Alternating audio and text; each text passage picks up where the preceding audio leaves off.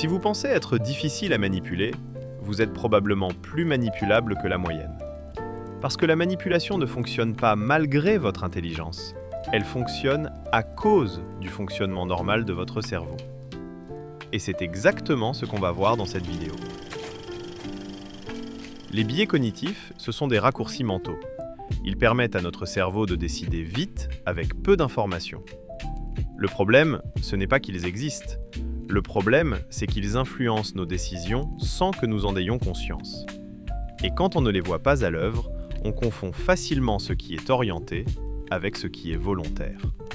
Résultat, on croit faire des choix rationnels alors qu'on réagit souvent à la façon dont une information est présentée, à qui l'a dit ou à ce que font les autres autour de nous. Et c'est exactement là que la manipulation devient possible. Attention, ça ne veut pas dire que tout le monde cherche à vous manipuler. La plupart du temps, ces biais sont utilisés sans intention consciente. Mais le fait qu'ils soient automatiques les rend d'autant plus efficaces. Commençons par l'un des biais les plus puissants et les plus exploités, l'effet d'autorité. Si une information est dite par quelqu'un qui a l'air compétent, on a tendance à moins la questionner. Pas parce qu'elle est forcément meilleure, mais parce qu'elle vient de la bonne personne. L'effet d'autorité, c'est notre tendance à accorder plus de crédibilité à une information en fonction de qui l'a dit, plutôt que de ce qui est dit. Notre cerveau fait un calcul rapide. S'il est expert, il sait sûrement mieux que moi. C'est pour ça qu'un produit devient soudain plus convaincant quand il est recommandé par un médecin en blouse blanche, un expert sur LinkedIn ou quelqu'un avec un micro et un plateau télé. Parfois, l'argument principal, c'est surtout la cravate. Imaginez qu'on vous dise, selon des experts, ce produit est le plus efficace du marché. Qui sont ces experts? Experts en quoi? Et sur quels critères? Dans beaucoup de cas, on ne le sait pas. Mais notre cerveau, lui, a déjà tranché. Le danger, ce n'est pas de faire confiance aux experts, c'est de désactiver son esprit critique dès qu'un symbole d'autorité apparaît. Et plus vous êtes pressé, fatigué ou noyé d'informations, plus ce biais devient puissant. La défense est étonnamment simple. La prochaine fois que quelqu'un invoque une autorité, posez-vous une seule question. Si cette information venait de quelqu'un d'anonyme, est-ce que je la trouverais toujours convaincante? Si la réponse est non, ce n'est peut-être pas l'argument qui vous a convaincu, mais la personne qui l'a prononcé. Et le problème, c'est que même quand il n'y a pas d'autorité claire, on trouve toujours un autre raccourci pour décider. Par exemple, regardez ce que font les autres, c'est le deuxième biais. La preuve sociale, c'est notre tendance à considérer qu'un comportement ou une opinion est correcte parce qu'elle est largement partagée. Si beaucoup de gens le font, c'est que ça doit être la bonne chose à faire. Des millions de personnes ont déjà choisi ce produit. Vidéo la plus regardée de la semaine. Tout le monde est d'accord. Et si tout le monde saute d'un pont, votre cerveau commence à se demander s'il n'y aurait pas une bonne raison. Ce biais a été montré de façon très claire en psychologie sociale. Dans une célèbre expérience, des participants devaient répondre à une question extrêmement simple, au point qu'il n'y avait pratiquement aucune ambiguïté possible. Mais quand toutes les autres personnes dans la pièce donnaient une réponse manifestement fausse, une grande partie des participants finissait par changer la leur. Pas parce qu'ils doutaient de ce qu'ils voyaient, mais parce qu'ils doutaient de leur droit à être en désaccord. Le biais de preuve sociale confond deux choses très différentes, ce qui est populaire et ce qui est vrai ou pertinent. Et plus une situation est floue, plus notre cerveau délègue la décision au groupe. La prochaine fois que vous êtes influencé par ce que tout le monde fait, posez-vous cette question. Si personne ne voyait ce choix, est-ce que je ferais la même chose? Si la réponse change, ce n'est peut-être pas votre opinion qui parlait, mais la pression sociale. Mais parfois, ce n'est même plus le groupe qui nous influence. C'est notre propre passé. Ce qu'on a déjà dit. Ce qu'on a déjà commencé. Et là, on entre dans un biais particulièrement piégeux. Imaginez la scène. Vous êtes dans une salle de sport. À l'accueil, on vous propose une séance d'essai gratuite. Le coach est sympa, l'ambiance est bonne. À la fin de la séance, il vous demande juste une chose. Remplir un formulaire pour suivre votre progression. Nom, email, objectif, se remettre en forme. Vous signez. Quelques jours plus tard, vous recevez un appel. On a regardé votre profil. Avec vos objectifs, ce serait dommage de s'arrêter là. Il vous propose un abonnement. Vous hésitez. Mais refuser devient bizarre. Après tout, vous avez dit que vous vouliez vous remettre en forme. C'est ici que le biais apparaît. Votre cerveau n'essaie pas de prendre la meilleure décision. Il essaie de rester cohérent avec ce que vous avez déjà dit et fait.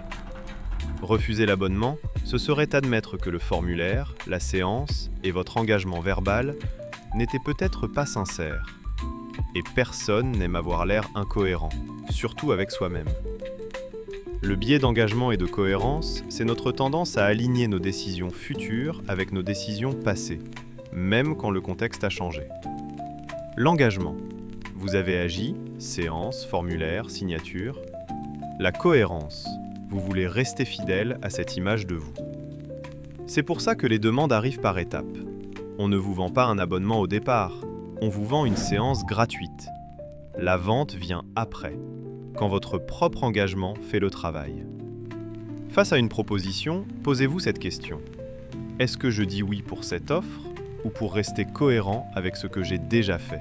Si c'est la deuxième option, ce n'est pas un choix libre, c'est une pression interne. Et parfois, il ne reste plus qu'un dernier ingrédient pour faire basculer la décision. Un chronomètre, ou plutôt l'illusion qu'il va bientôt tomber à zéro. Imaginez que vous cherchez un appartement. Vous en visitez un, pas parfait, mais correct. Au moment de partir, l'agent vous dit « Je préfère être honnête, il y a déjà 2 autres personnes très intéressées. Si vous voulez vous positionner, il faudra faire vite. » Soudain, l'appartement vous paraît un peu mieux qu'il y a 5 minutes. Le biais de rareté, c'est notre tendance à attribuer plus de valeur à ce qui est perçu comme rare, limité ou sur le point de disparaître. Moins il y en a, plus notre cerveau panique, même quand on n'était pas si convaincu que ça.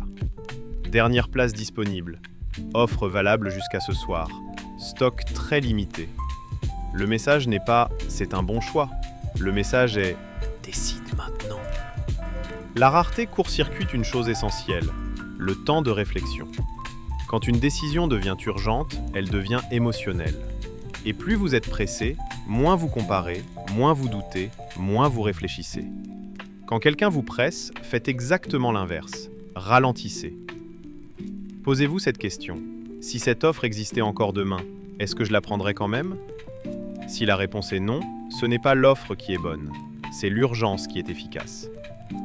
Et parfois, il ne reste plus qu'un dernier levier à actionner. Un chiffre, un premier nombre. Et tout le reste s'aligne autour. C'est le dernier biais qu'on va voir dans cette vidéo. Imaginez que vous passez un entretien d'embauche. Tout se passe bien. À la fin, vient ma question du salaire. Votre interlocuteur vous dit « Pour ce poste, on est plutôt autour de 38 000 €. Vous aviez en tête 45 000. Mais soudain, 45 000 vous paraît un peu ambitieux. Le biais d'ancrage, c'est notre tendance à nous appuyer excessivement sur la première information reçue pour juger tout le reste. Ce premier chiffre devient une référence. Même s'il est arbitraire, même s'il est mal choisi, même s'il n'a aucune raison d'être là. Pour influencer une décision, il suffit souvent de poser un premier chiffre. Par exemple, un produit est d'abord affiché à 199 €.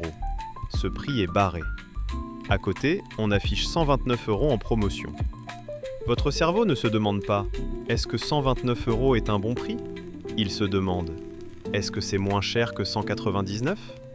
Et la réponse est oui, donc la décision semble évidente. C'est exactement le même mécanisme quand, en négociation, la première offre posée devient le point de référence, même si elle est arbitraire. Avant toute négociation, faites une chose simple. Fixez votre propre chiffre, avant d'entendre celui de l'autre. Et si une encre est déjà posée, demandez-vous, si je n'avais jamais entendu ce nombre, à quoi est-ce que j'arriverais par moi-même ? Récapitulons. Quand une information vient d'une figure perçue comme légitime, on la questionne moins. C'est le biais d'autorité. Quand tout le monde semble penser la même chose, on a tendance à s'aligner. C'est la preuve sociale. Quand on a déjà dit oui, on continue pour rester cohérent. C'est l'engagement et la cohérence. Quand une décision devient urgente, on réfléchit moins. C'est le biais de rareté. Et quand un premier chiffre est posé, il influence tous les suivants. C'est l'ancrage. La manipulation fonctionne rarement parce qu'on est naïf. Elle fonctionne surtout parce qu'on pense qu'on ne se laisserait pas manipuler. Reconnaître ses propres biais est difficile, inconfortable parfois. Mais c'est précisément ce qui rend la manipulation efficace. Elle exploite des mécanismes qu'on préfère ne pas voir chez soi. Penser qu'on y échappe, c'est déjà tomber dans le piège. Si l'un de ces biais vous a rappelé une situation précise, partagez-la en commentaire. C'est souvent en les racontant qu'on commence vraiment à les voir.